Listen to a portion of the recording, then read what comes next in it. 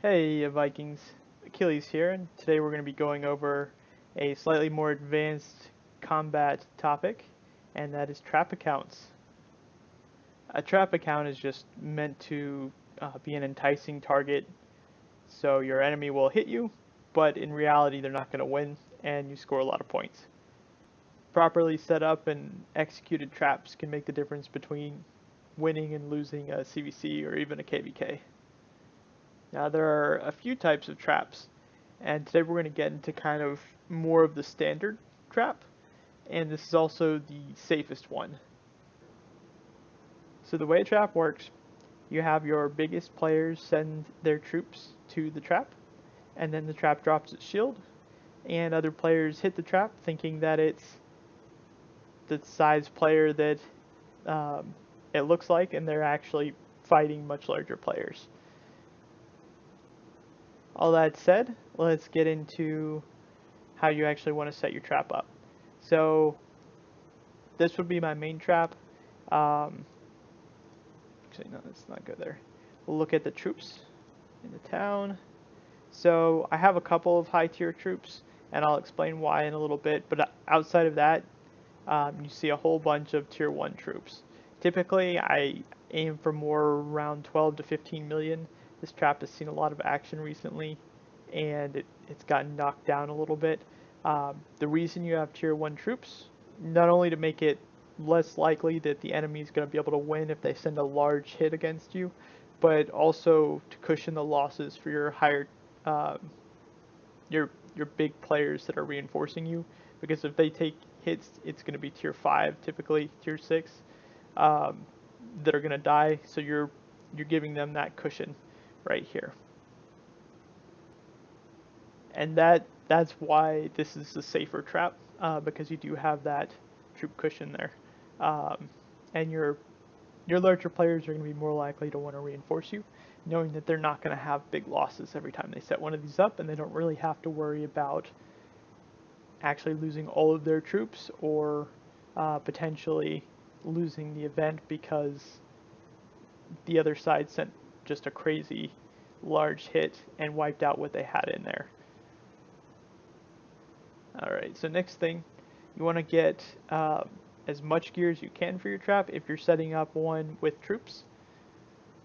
And so this is kind of one of the better setups if you're not going to go for invaders. If you do get invader gear, Lynx is of course the best. It's all defense during defense. Um, but yeah, this is kind of what you're aiming for from standard gear. Health and defense first, and then offense.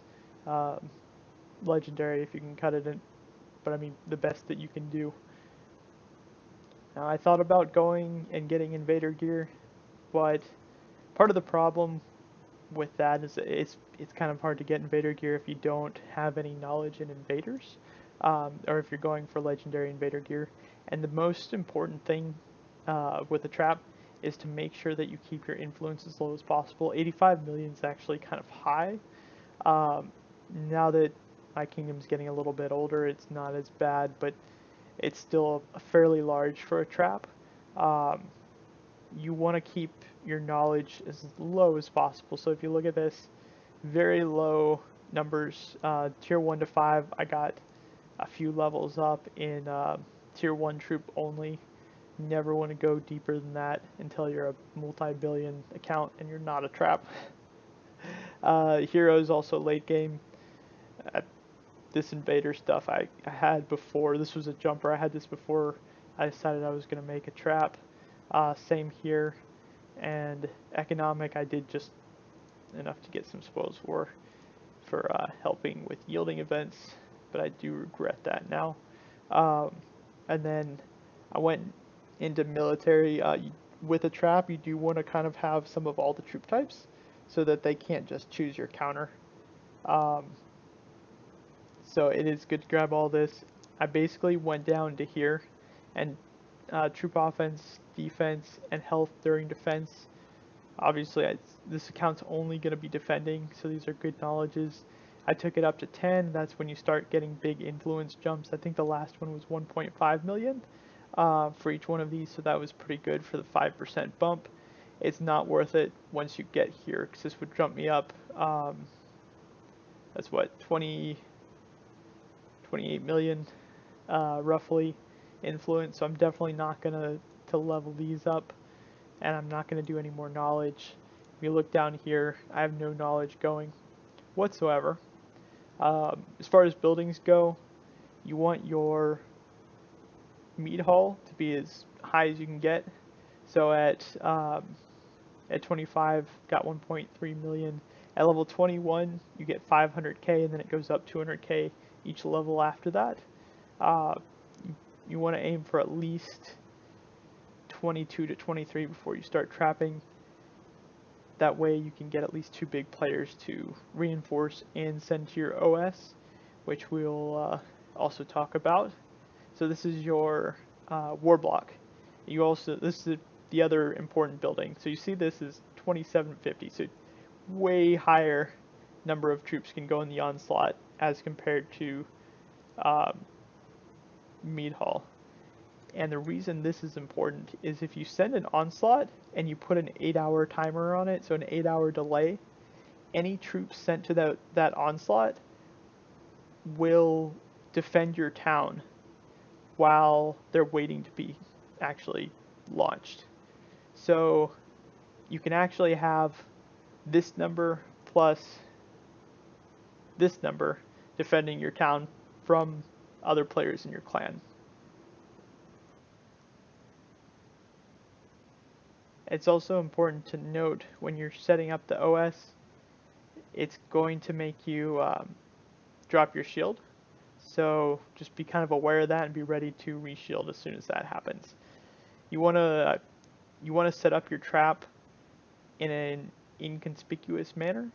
So you want to be instant with that reshield, and then when someone sends troops to you for either the meat hall or the OS, you want them to boost those troops in so they're only marching to your city for a couple seconds. That way if the enemy's watching you, which if you're getting close to combat time or you're already in the war, there's probably someone watching your city at all times. You want to minimize the risk that they're going to see, because I mean at that point they know it's a trap. They're not going to hit you, or at least their clan is probably not going to hit you, and your big players are out of action for a little while. Let's see, and back to buildings. It's better if you don't do this. This is empty influence as far as trapping goes, but I needed stone. So this account is also producing stone. It's not a crazy amount of influence, but I could probably drop maybe 4 or 5 million and go a little bit lower. It would be a little bit bigger of a deal if I was a much smaller trap, like a 40 or 50 million, but for this site, it's not the end of the world. Infirmaries. It used to be that people would max out infirmaries and just heal all the troops lost in their traps. Now it doesn't really seem worth it. Maybe with the infirmary buffs it'll be more useful, but I'd rather have the manners and just retrain the troops manually, especially since once you get to a certain point on your trap, you kind of stop. You really stop doing anything because you don't want your influence to go up. I'm still pushing this one a little bit. I might go to Palace 26, which is why this is in the process there, but I would definitely stop there. And then the account would never do anything except train tier 1 or tier 3 troops eventually. Once you get to a higher combat level, tier 3 is it's enough less clicking. I don't know if I phrased that properly, that it's actually worth it, or it's just easier to deal with than trying to retrain millions of tier 1 troops every time you take a hit. I do want to also mention that trap accounts are not the most exciting accounts. You typically see a lot of action in KVK, a little bit of action in clan battles. Depends on the opponent, how aware they are, how close the fight is. But yeah, it basically you have a little bit of excitement for a short period of time, and then you're kind of just sitting there, and all you're doing is training tier 1 or tier 3 troops. So it's really not as exciting as it looks. I think this is better left to alt accounts, unless you're going with a really big trap and you're on an older kingdom. But yeah, it is a lot of fun, but it's a lot of sitting and waiting. So if you're someone that likes a lot of action, trapping on your main is definitely not the way you want to go. Oh, last thing, don't turn in your quests. Every little bit of influence that you go up messes messes up your trap a little bit more. And the reason for that is that players that are smaller than you or similar size are less likely to hit you. So the smaller you are, the more players are going to have the or going to think they have the ability to hit you, and therefore the more players are going to try to hit you, the more points you get.